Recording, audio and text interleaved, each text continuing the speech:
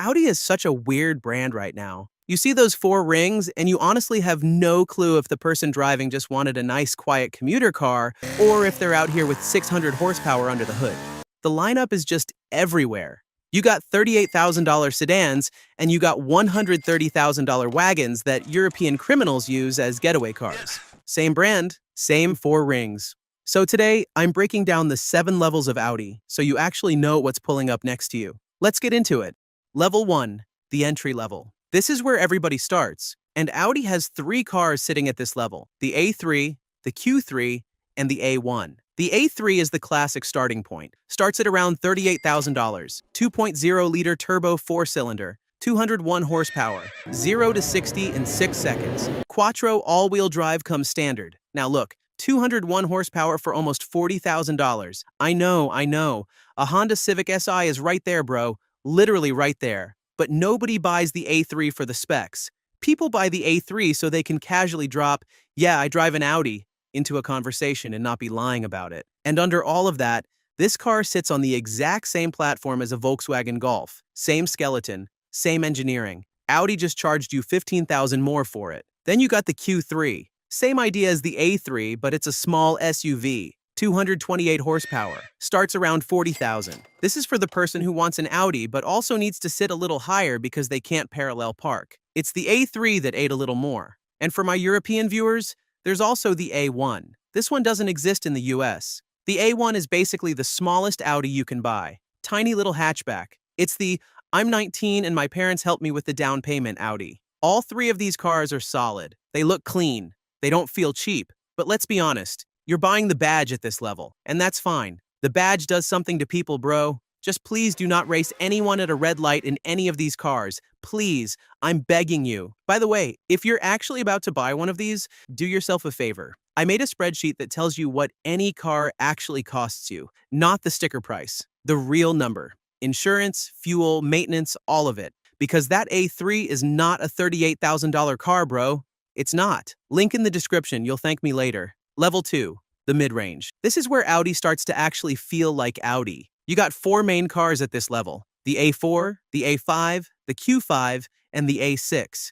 This is the bread and butter. This is where Audi makes their money. The A4 starts around $42,000 to $45,000, up to 261 horsepower. This is the car you see everywhere. Your dad has one. Your boss has one. That one guy at the office who always talks about his car but never goes anywhere? He has one too. Quick thing about the A4 though. 2025 is its last year.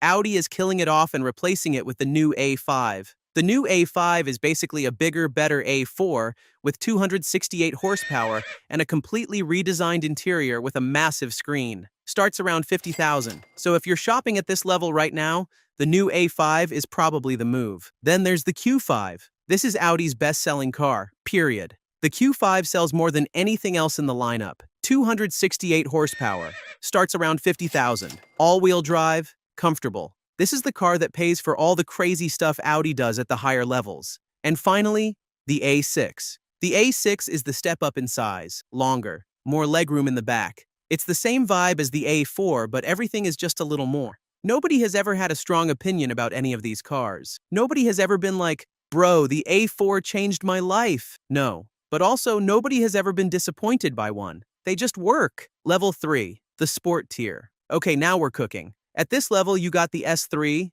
S4, S5, and SQ5. These are the S models. Same body as the regular versions, but with upgraded engines and sport-tuned everything. The S3 has a turbocharged 4-cylinder, making around 333 horsepower.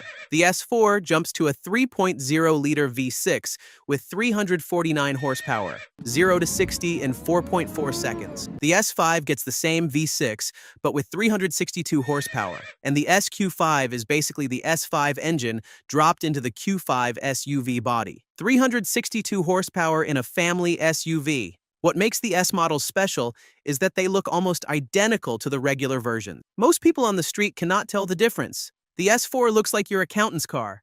It looks like a car a dentist drives, but you put your foot down and this thing disappears. 4.4 seconds, bro. That is fast. No wing, no body kit, no exhaust that sounds like a lawnmower having a panic attack. Just a normal-looking car that happens to want to ruin someone's day. The S models are for people who don't need the attention. They just want to know that they're faster than everyone around them, quietly. And the SQ5 is the same idea, but for the person with kids who still wants to feel something when they drive to work. Level 4. The Audi RS3. Okay, now we're entering a completely different territory. The RS3 has a 2.5-liter turbocharged inline 5-cylinder engine. 5 cylinders. Not 4, not 6, 5. Audi literally said, what if we just did something weird? And it worked. 401 horsepower.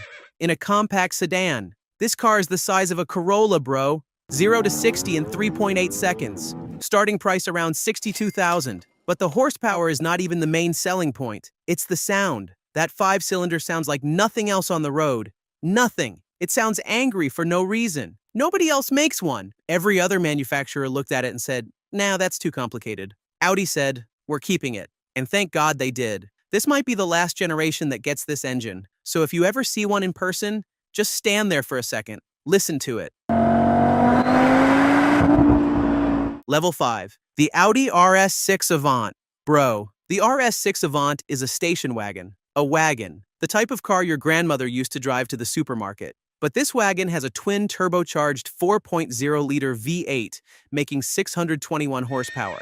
0 to 60 in 3.3 seconds. Starting price around $127,000. 621 horsepower. In a station wagon, you can fit 2 kids, a stroller, and a bag of groceries in the back of this thing while doing 190 miles per hour. What is Audi doing, bro? Who approved this? But let me tell you something about the RS6 that the brochure doesn't mention. In Europe, this car is famous, but not famous for the reasons Audi's marketing team would like. There's literally a group in Germany that people call the Audi gang. These guys have been blowing up ATMs across the country since 2021 using stolen tuned RS6s. They roll up, plant explosives, grab the money, and disappear before the police even finish their coffee, bro.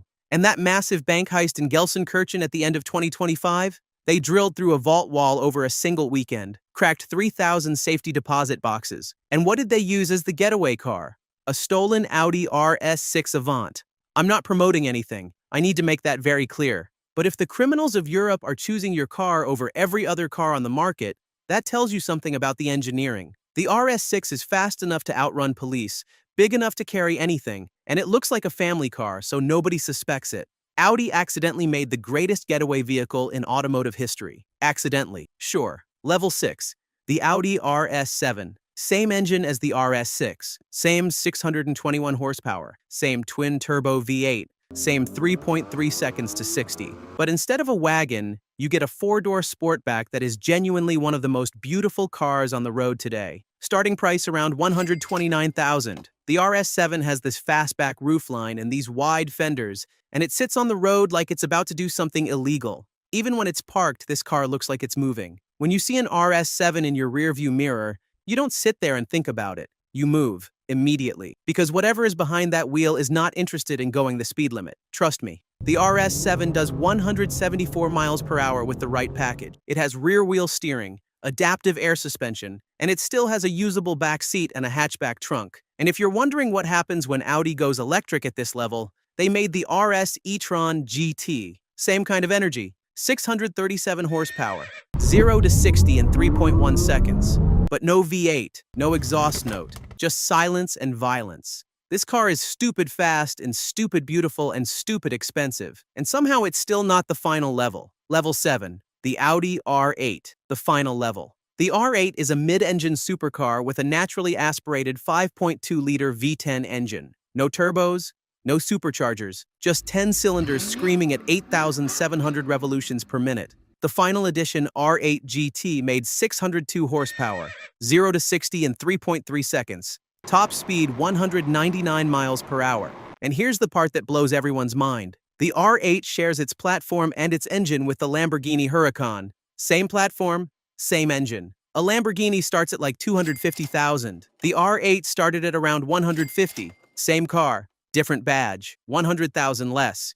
The internet was not supposed to find out about this. And if none of that convinced you, this is the car Tony Stark drove in every single Iron Man movie. All of them. Robert Downey Jr. himself. If Iron Man chose this car, I don't know what else you need to hear. But here's the sad part. Audi discontinued the R8 in 2024. It's done. It's over. The factory that used to build them by hand now makes electric cars instead. Every R8 you see on the road is a piece of history. A naturally aspirated V10 from a brand that makes regular sedans for regular people. It never made sense. And that's exactly why car people loved it so much. The R8 is gone, bro, and nothing is replacing it. Not really. So there you have it. 7 levels of Audi. From a $38,000 compact sedan all the way to a V10 supercar that Iron Man drove, and European criminals would probably steal if they could find one. If this video helped you understand the Audi lineup, drop a like, subscribe if you haven't already, and I'll see you in the next one.